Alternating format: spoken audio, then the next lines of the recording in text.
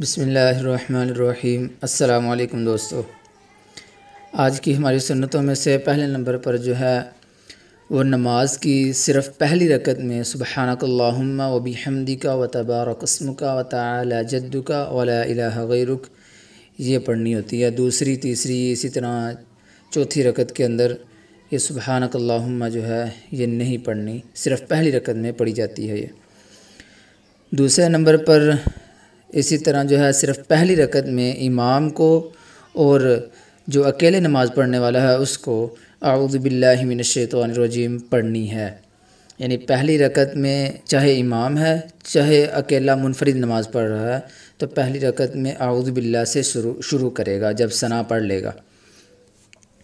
اور آخر میں میرے دوستو تیسرے نمبر پر ہر رکعت میں سورہ فاتحہ سے پہلے بسم اللہ پڑھنا، یہ امام کے لیے بھی اور اکیلے نماز پڑھنے والے کے لیے بھی مسنون ہے۔ اللہ تعالیٰ جو ہے وہ ہمیں نبی کریم صلی اللہ علیہ وسلم کی ان سنتوں پر عمل کرنے کی توفیق عطا فرمائے۔